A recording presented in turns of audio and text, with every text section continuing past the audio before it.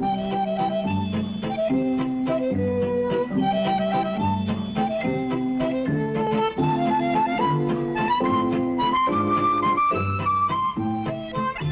are oases of comfort throughout the world. However, the Earth offers few pleasures for most of its inhabitants. For his 10,000 years of grubbing a living off the planet, man has found life for the most part to be cruel. Disenchantment abounds, fatigue, hunger, and cold. However, nature, almost as an afterthought, softened her terms. She sprinkled the harsh earth with a variety of plants, each offering momentary escape, a passport from reality. Their protective effects have been known since the time of the ancients.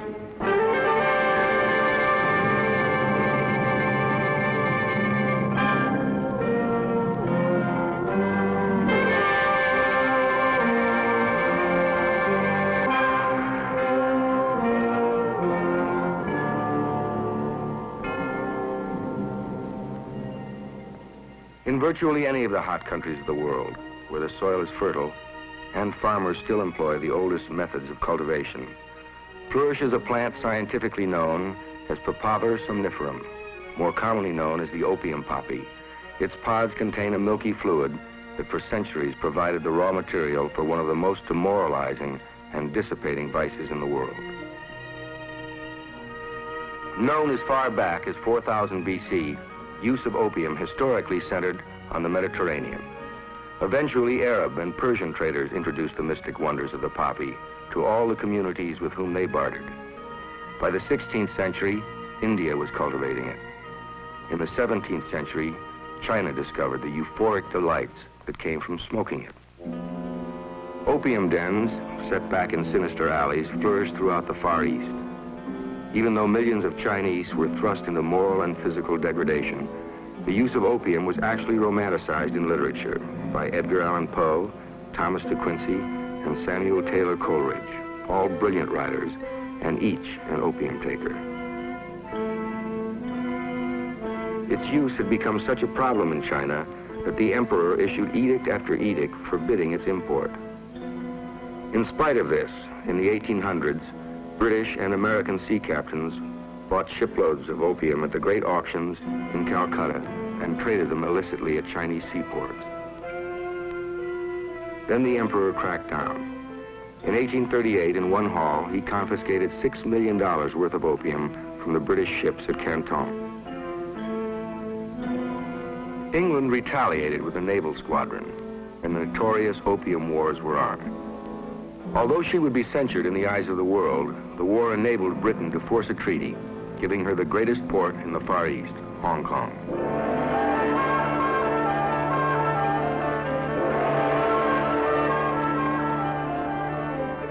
As well as unrestricted opium trade for her enterprising sea captains.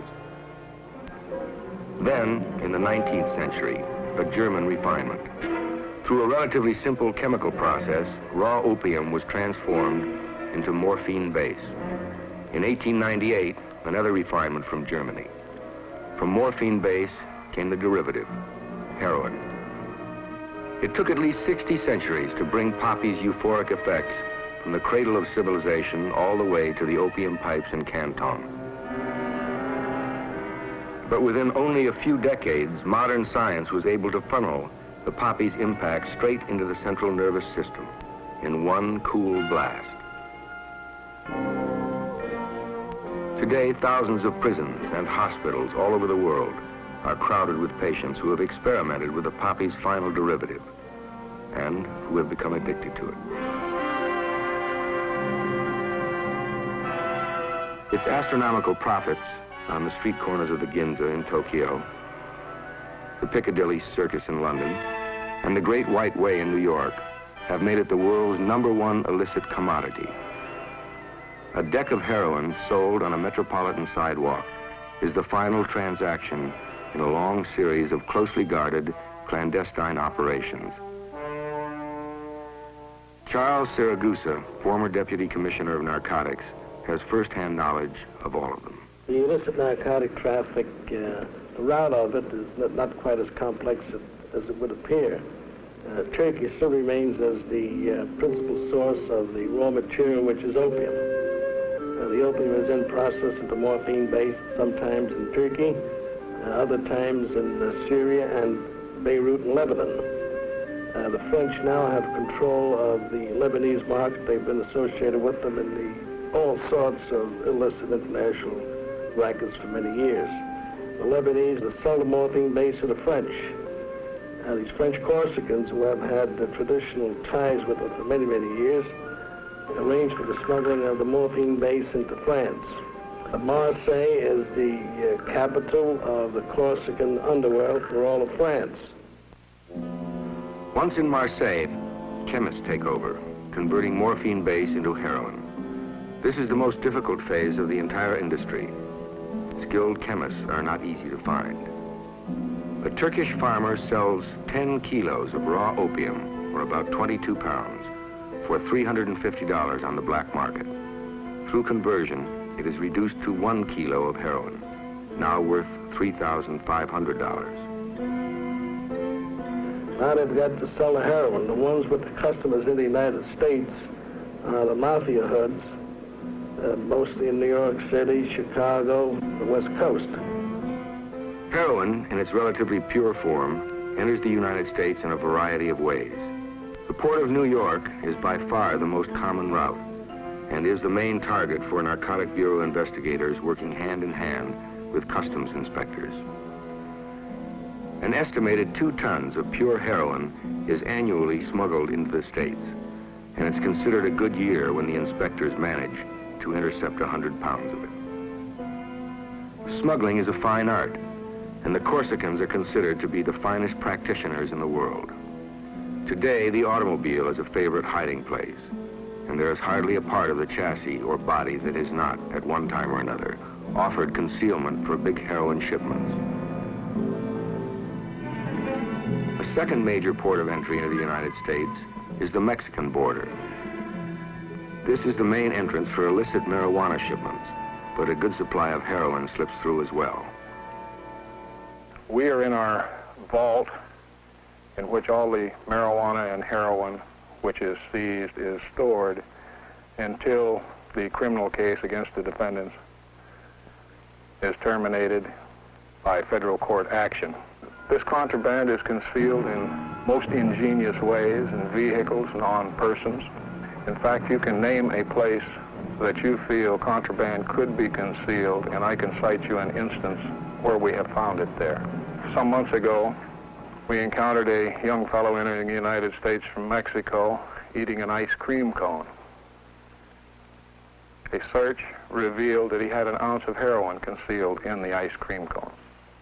In this area, we also have a number of yachts, some 5,000 private yachts based in this area, all of which have the facility or capability of going to Mexican waters.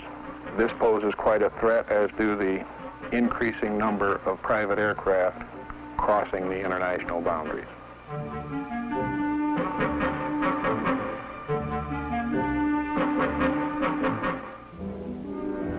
Once the heroin reaches its American distributors, it is blended with milk sugar and is cut at least one more time by the peddler himself.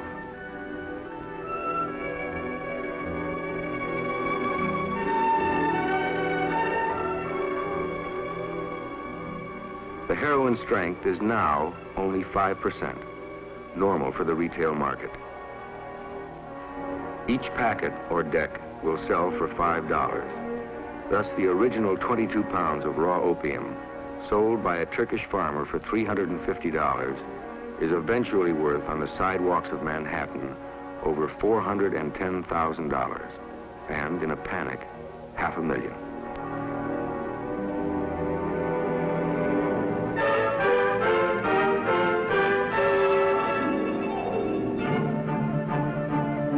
This is the focal point of hard drug addiction in the United States. The urban ghettos house nearly 3/4 of the hardcore addicts, with New York's teeming slums far out in front. The traffic starts in Manhattan.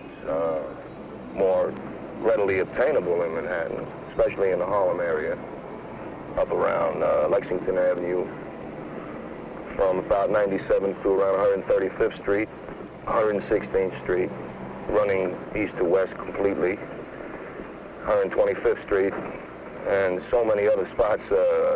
Probably take me all day to name them all. America's known heroin population of over 60,000 collectively shoots nearly 2 tons of opiates a year. More than half live within the tenement shadows of Harlem and the Bronx. When I first came to East Harlem in 1948, it was primarily a large Italian and Puerto Rican community. For our part, as far as the kids or the adolescents were concerned, it was constant warfare. There were many, many gangs. And it might be said that gangs were the main problem in East Harlem then. There was much bloodshed, and the ironic thing is that the only thing that united Italians and Puerto Ricans together was the use of drugs. For the ghetto dweller, heroin is a desperate bid for freedom, an escape from the despair of the tenement prison. After getting married, sort of couldn't meet up with the responsibilities that I had taken on, and sort of felt the need to escape from these. My first marriage, I've been married twice, has only lasted about 4 years, with continuously using drugs. I had 2 children. Right after my first marriage broke up, I was immediately married again. In fact, my first marriage broke up through meeting this other woman. I went along for about 8 months not using drugs, and finally I come back to getting the feelings of, trying to escape again. And I started using drugs 8 months after my second marriage. I feel that the main problem in the city at the time is environment. I would say that the good majority of the people that go on to heroin go on it as a result of their environment. The people they know, their friends, the ready availability to obtain it, and so forth. I started to use it. I started to sniff it just to be part of a group. I started to use it while I was in school. And one day I woke up and I was addicted. I woke up and I was very sick, and I didn't know what was bringing it about. But I did find out that as soon as I took some heroin through my nose, I got well. I felt normal. And once a fellow is on heroin, it may be years before he realizes or wants to admit to himself that he is indeed a junkie and that he is in need of help. A fellow can start on narcotics, I would say, at any age, really, of course, and within a matter of 3 to 6 months, starting out at about $4 or $6 a day, he can work his way up to a $100 a day habit. I was using about over $100 a day. Everything I would get was to go through my arms. The Harrison Act of 1914, strengthened by a series of Treasury Department regulations, is the basic law restricting production and distribution of narcotics. Although the law does not refer to the addict himself, the implicit premise is that addiction is willful indulgence, meriting punishment. I feel that the people living in the metropolitan area are arrested more frequently and exposed to arrest, and the possibility of being jailed much more than the people in suburban areas, for the simple reason that a good majority of them, the majority of them, come from poverty homes.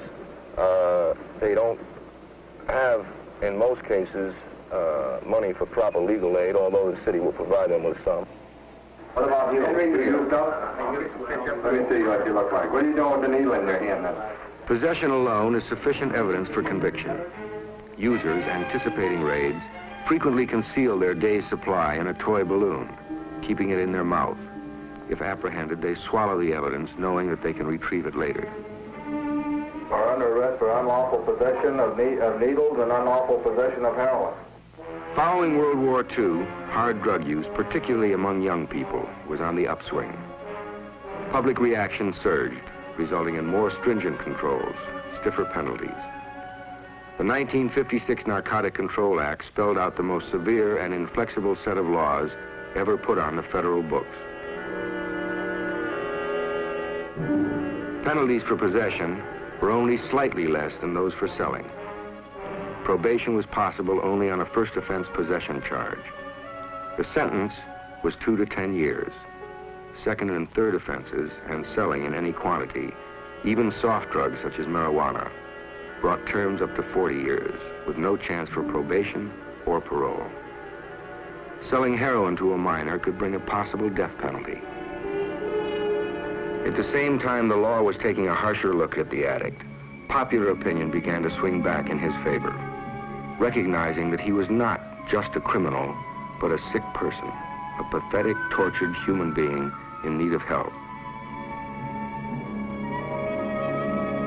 The Narcotic Addict Rehabilitation Act of 1966 set forth a new national policy for treatment of addicts. At the core of the policy is the premise that addiction is an illness that should be treated, not a criminal act in itself. For the first time, federal law permitted addicts to apply for treatment instead of being prosecuted. At the Federal Narcotics Hospital in Lexington, Kentucky, bars that had restrained addicts for 33 years were removed, dramatic proof of society's new attitude toward the wretched victims of the opium poppy. It became a major drug abuse research center, administered by the National Institute of Mental Health. One of the distinctive contributions of the Narcotic Addict Rehabilitation Act of 1966 is the fact that it authorizes us to provide up to as much as 3 years of aftercare supervised by professionals in the community, in which the major emphasis is put on helping the addict to correct whatever inadequacies may have contributed to his addiction in the first place, in order to maximize the likelihood of his adjustment when he returns home. Throughout the 1960s, many new treatment programs have been launched, in and out of government.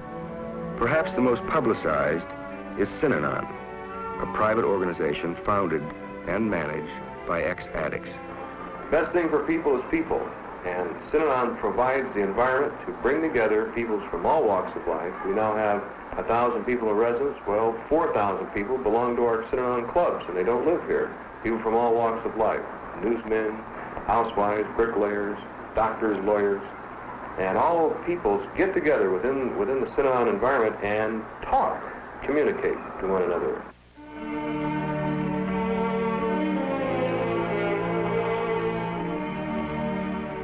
Some programs take their philosophy right to the center of the action, in the ghettos where drug abuse is rampant. Exodus House. Here, ex-addicts who have begun to remake their lives work closely with narcotic patients, right in the community where the drugs are pushed and used.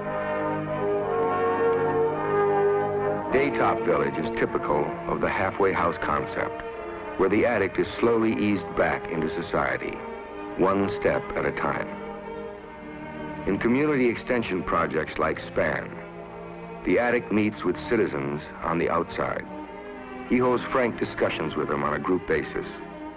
When he returns to his community, he is more than just a law-abiding taxpayer. He is a civic leader, a doer, an activist. The drug problem, in all its complex facets, is a challenge to everyone. We are all potential drug takers, if not heroin, then tranquilizers, stimulants, sleeping pills, and alcohol. Even if we live in the country's finest communities, our children, at this moment, may be experimenting with marijuana, hallucinogenics, amphetamines. Tight laws and stiff penalties are not the answer. A former narcotics commissioner admitted that the mass flow of hard drugs into the United States could not be stopped even by the collective enforcement of the customs inspectors, all the Treasury agents, the FBI, and the combined strength of all the armed forces. There are essentially two ways to reduce the problem. First, by attacking it on the user's end. Continued research and public enlightenment will increase our understanding of the addict and his compulsion to escape through drugs. Secondly, beyond attacking the problem on the user's end, we must, in a concert of nations, attack it on the other end, the source. The plant itself, whether a poppy, Indian hemp, or the cocoa leaf, is grown out of economic necessity by farmers who are native to a land that offers little. The ever-existent black market price tempts the registered growers to overproduce, to conceal a part of their legitimate harvest and place it on the worldwide illicit markets.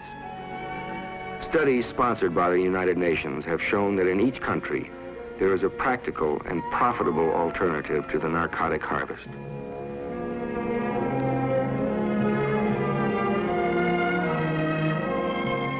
In the region of Baalbek, Lebanon, where 90% of the land was once planted with cannabis, or marijuana, now grow commercial crops that benefit rather than destroy.